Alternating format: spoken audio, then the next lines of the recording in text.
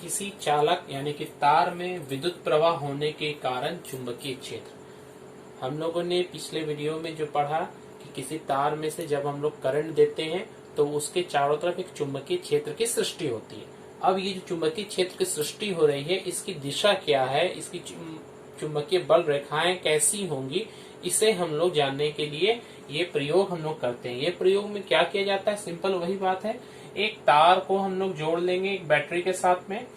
वो बैटरी यहाँ पर जो मैंने बनाया है, ध्यान दें, प्लस नीचे की तरफ है और माइनस ऊपर की तरफ है। प्लस टर्मिनल नीचे है और माइनस ऊपर है। यहाँ से करंट निकलकर इस तार से ऊपर की तरफ जा रहा है। यहाँ पर एक कार्डबोर्ड हम लोग रख लेंगे, कार्डबोर्ड, हार्ट, कुछ भी, और उस कार्डबोर्ड के ठीक बीचों बीच से ये तार ऐसे जा रहा है। मगर इसका मतलब क्या है कि ये चारों तरफ ये कार्डबोर्ड है, ये बीच से ये ऐसे निकल रहा है तार, यानी कि करंट की दिशा क्या है, नीचे से ऊपर की तरफ। तो यहाँ पर बल रेखाएं कैसी होंगी समझने के लिए ये मैंने कार्डबोर्ड आपको बताया है। हम लोग क्या करते हैं, हम लोग इस तार को इस तरह से मानेंगे जैसे कि इसको हम लोग ऐसे पकड़ रहे हैं, हैंड्स। जैसे ये अगर वायर है, इस वायर को अगर आप लोग ऐसे पकड़ ले, अंगूठे को ऊपर की तरफ, क्योंकि यहाँ करंट की दिशा क्या है, ऊपर, और करंट की दिशा नीचे रहेगी, तो इसे हम लोग कैसे पकड़ेंगे, ऐसे नीचे की तरफ, अंगूठा नीचे होगा। इस जगह में हम लोग क्या देख रहे हैं, करंट ऊपर की तरफ, तो अंगूठे को ऊपर की तरफ रखेंगे और इसको हम लोग ऐसे पकड़ लेंगे। अब पकड़ने के बाद ये तो मेरा करंट की दिशा बतला रहा है, अंगूठा जो है। बाकी जो उंगलियां है उसके गोलाकार रूप में इसको ऐसे पकड़ रही है ना, तो उसकी दिशा क्या हो रही है, इस तार के लिए ये ऐसे घूम रही है इस दिशा में।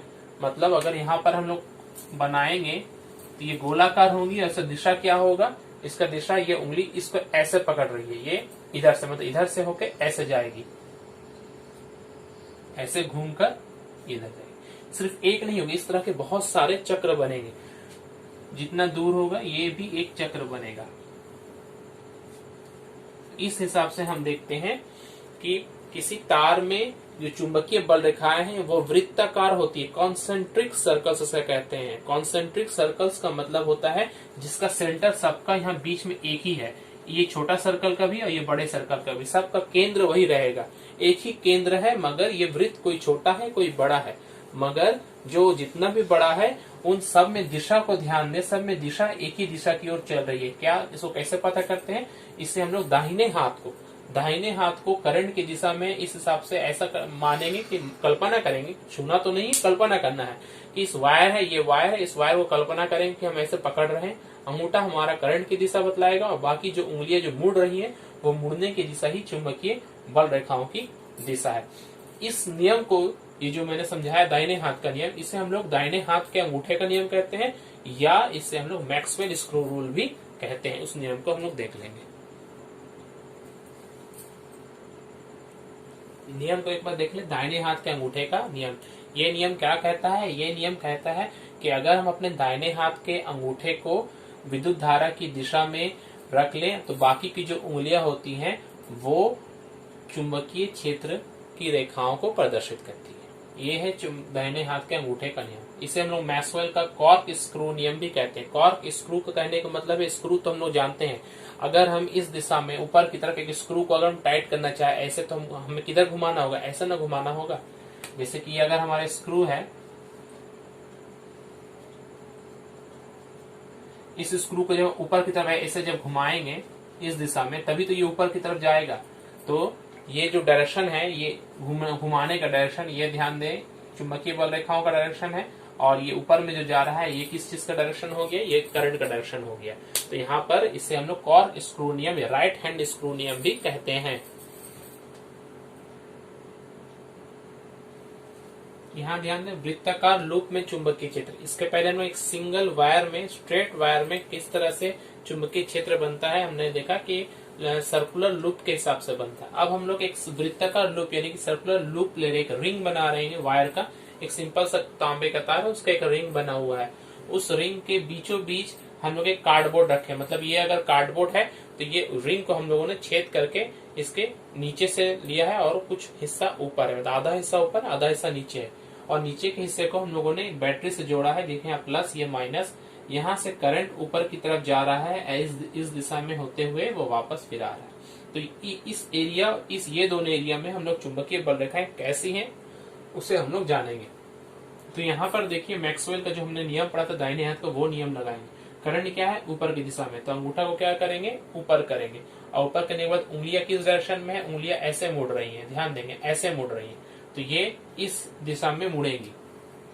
पहले छोटे सर्कल्स को बना ले,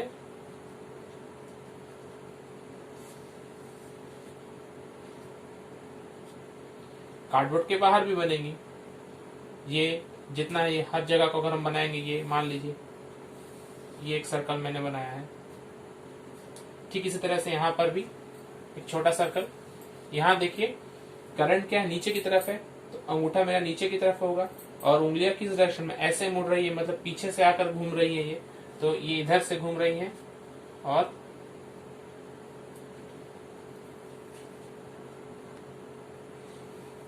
यहाँ थोड़ा ध्यान देंगे, ये जो ये एरो, ये तो ठीक है, यहाँ का एरो गड़बड़ हो गया है, देखिए अंदर की तरफ है, बाहर की तरफ हो गया, तो इसको सीधा कर लेंगे, सही कर लेंगे।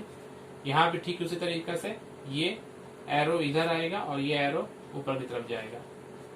अब ठीक उसी प्रकार यहाँ पर भी देखेंगे, हमारा हाथ को नीचे की तरफ, अंगूठे को नीचे की तरफ रखेंगे, तो ये उंगलियां किस डायरेक्शन में जा रही है, इधर से आते हुए ऐसे जा रही है, मतलब।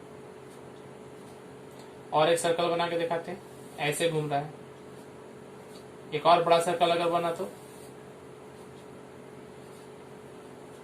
इस हिसाब से आप देखते जाएं, एक सर्कल का एक हिस्सा, लूप का एक हिस्सा, दूसरा हिस्सा, दोनों हिस्से को मिलाएं। दोनों में देखेंगे अंदर की तरफ जितना लूप का जो अंदर का हिस्सा है, सब में देखिए एरो का निशान ऊपर की तरफ है। तो ये कह सकते हैं कि किसी लूप के अंदर में जो चुंबकीय बल रेखाएं या चुंबकीय क्षेत्र रेखाएं जो बनती है, उनकी दिशा एक ही दिशा में होती है। ये सर्कल बड़ा होते जाएगा, डायरेक्शन क्या होगा, ऐसा होगा, और बीच में एक स्ट्रेट लाइन हम लोग दे देंगे, क्योंकि सर्कल, स्ट्रेट लाइन भी एक सर्कल का, बहुत बड़े सर्कल का हिस्सा होता है।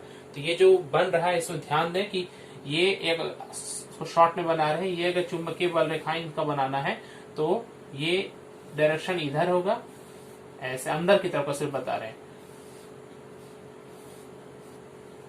इसलिए कहा जाता है कि किसी लूप के अंदर में चुंबकीय बल रेखाओं की दिशा सबका सेम होता है। इस बात को नोट करके रखेंगे, किसी लूप के अंदर में चुंबकीय बल रेखाएं सेम होती हैं। सोलेनॉइड या परिनालिका। सोलेनॉइड क्या है? सोलेनॉइड असल में इसी तरह का बहुत सारा कॉइल्स को जब हम एक साथ जोड़ देते हैं, मतलब एक तार को इस तरह से कॉइल बना है ताकि इसकी लंबाई बहुत अधिक हो जाए, जैसे स्प्रिंग की होती है ना, उस टाइप की। तो ये स्प्रिंग के समान ही है, बहुत सारा कॉइल्स को बनाया गया है, तांबे का तार होता है। पहले और इसमें क्या फर्क है? पहले जो हम लोग जितना भी पढ़ रहे थे उसमें तार का इंसुलेटेड होना जरूरी नहीं था, वो तार खुला तार भी हो सकता है, मगर इसमें तार को हम लोग इंसुलेटेड रखते हैं, क्योंकि जब इसके अंदर में कुछ हम लोग लोहे या कुछ ऐसा टुकड़ा रखे तो वो शॉर्ट ना कर जाए, तो इसीलिए इसे हम क्या बोलते हैं, इंसुलेटेड रखेंगे। इसे इंसुलेटेड का मतलब होता है उसके जो ऊपर का जो हिस्सा है, जो रबर या प्लास्टिक का जो कोटिंग होता है, वो बरकरार है, उसे छीलना नहीं है, उससे तांबे का नंगा तार ना रहेगा, वो ऊपर में कोटिंग के साथ में है। उसको हम लोग इस हिसाब से रखे हैं। ये देखिए, मैंने तो यहाँ पर सिर्फ एक 2 3 4 5 कॉइल्स बनाए, मगर ये संख्या बहुत ज्यादा होती है कॉइल्स की, एन संख्या कुछ भी हो सकती है, 5 50 100 कुछ भी, मगर ये सब नजदीक नजदीक कॉइल्स हैं ताकि इनकी लंबाई जो है वो बहुत अधिक हो जाए, मतलब ये बेलन का आकार हो जाता है। सोलेनॉइड किसके आकार का देखने में लगता है? बेलन के आकार का। इस सोलेनॉइड को क्यों हम लोग पढ़ रहे हैं? इस सोलेनॉइड में हम लोग चुंबकीय बल रेखाएं देखने चाहते हैं। हम लोगों ने अभी तक एक सीधी वायर, एक सिंपल सा जो ऊपर से नीचे या नीचे से ऊपर जो करंट जा रहा था, उसमें हम लोगों ने देखा सर्कुलर हो रही थी। उसके बाद एक सिंगल कॉइल का देखा, जो यहाँ पर मैंने बनाया, देखे कॉइल, सिंगल कॉइल का। अब उसी कॉइल को बहुत सारा मिलाकर एक साथ इकट्ठा करके एक ही वायर को इस तरह से गोल गोल घुमाकर, इस पेन के ऊपर अगर मुझे सोलेनॉइड बनाना है तो कैसे बनाएंगे? वायर को ऐसे गोल गोल घुमा घुमा कर बहुत सारा लंबा बना लेंगे। अब इस सोलेनॉइड में अगर हम करंट देते हैं तो ये भी तो एक चुंबक बनेगा, मगर इसके चुंबकीय बल रेखाओं की डायरेक्शंस क्या होंगी, तो वो डायरेक्शंस हमें देखना होगा।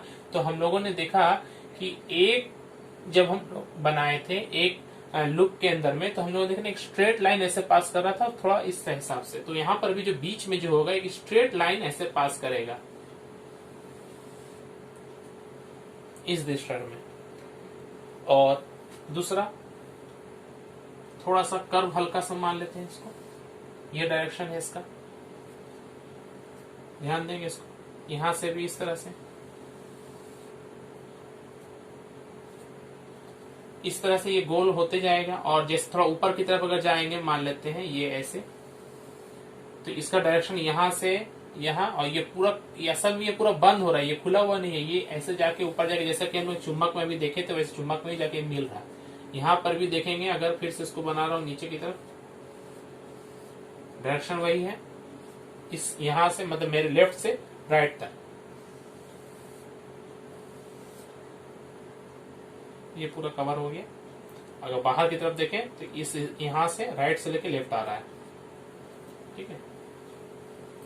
तो सोलेनॉइड का ये हिस्सा अगर देखेंगे तो ये ठीक एक छड़ चुंबकीय, जिसे हम लोग कहते हैं नॉर्थ साउथ, ये जो मैग्नेट था, बार मैग्नेट छड़ चुंबक के हिसाब से ही है। यहाँ पर अगर हम लोग नॉर्थ रखते हैं और यहाँ पर हम लोग साउथ रखते हैं तो देखते हैं ये कुछ इस ऐसा ही बनता है चुंबक के बाहर सतह में, नॉर्थ से निकलकर साउथ की तरफ, नॉर्थ से निकलकर साउथ की तरफ। तो ये बाहर की सतह वही होगी। अब भीतर में क्या होता है, साउथ से नॉर्थ की तरफ, साउथ से नॉर्थ की तरफ।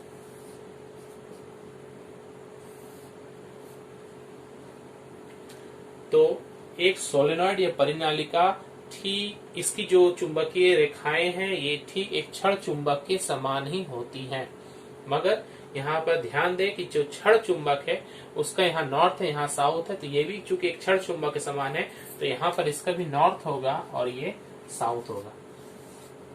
मगर नॉर्थ कहाँ होगा और साउथ कहाँ होगा ये डिटरमाइन, ये पता करने का हमारे पास कोई रूल है क्या? तो हाँ, एक रूल है जिसे हम लोग क्लॉक फेस रूल कहते हैं। वो रूल क्या है जरा देख लें उसे भी। क्लॉक फेस रूल, क्लॉक मतलब घड़ी, हमारे वॉल घड़ी जो है उसे हम लोग क्लॉक कहते हैं। तो यहाँ पर हम लोगों को डायरेक्शन दो होता है, एक तो होता है क्लॉकवाइज और एक होता है एंटी क्लॉकवाइज। मतलब अगर घड़ी की सुई की दिशा, जैसे कि ये दिशा है, देखिए घड़ी जैसे घड़ी चलता है, घड़ी का सुई ये दिशा में चले तो वहां पर साउथ पोल उत्पन्न होगा। और अगर कोई घड़ी की सुई की उल्टी दिशा में करंट चले, ये करंट चलने की दिशा अगर ऐसा हो, देखिए घड़ी का सुई ऐसे चलता है तो इसको उल्टे दिशा में चल रहा है एंटी क्लॉकवाइज, तो यहाँ पर क्या उत्पन्न होगा, नॉर्थ पोल।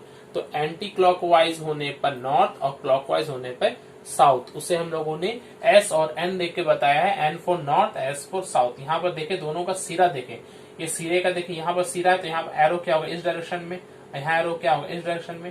तो ये मतलब करंट जाने का डायरेक्शन क्या है, ये ऐसे जाकर करंट ऐसे जा रहा है, मतलब क्लॉकवाइज। तो यहाँ पर देख लीजिए गौर से अगर देखें तो इसको, ये जो कॉइल है इस कॉइल में ध्यान देंगे। अगर हम, चूंकि सोलेनॉइड ऐसा है तो इसका डायरेक्शन देखिए, करंट है जो ऐसे जा रहा है इस दिशा में। तो जब कोई करंट ऐसे चलने लगे तो ये क्या हो, घड़ी की सुई की दिशा हो रही है, घड़ी ऐसे चलते तो घड़ी की सुई की दिशा होने पर क्या होता है, साउथ पोल। तो यहाँ पर हम लोगों ने देखा साउथ पोल। अब ये नॉर्थ पोल कैसे बन रहा है, तो अगर उस सिरे से हम लोग देखेंगे, यहाँ पर अगर हम लोग आकर देखते हैं तो ये सिरा में देखिए, तो ये करंट जो है वो ऐसे जाके ऐसे जा रहा है, मतलब करंट जो है वो ऐसे जा रहा है। देखिए आप, करंट क्या है, ऐसे जा रहा है। तो ये क्या होता है, घड़ी की सुई की उल्टी दिशा। यहाँ पर ध्यान देंगे, अगर इस तरफ से देख रहे हैं तो घड़ी की सुई की उल्टी दिशा है, यहाँ पर ध्यान दें। घड़ी ऐसे चलता है तो ये घड़ी की सुई की उल्टी दिशा, इसलिए यहाँ पर क्या हो गया, नॉर्थ पोल हो गया।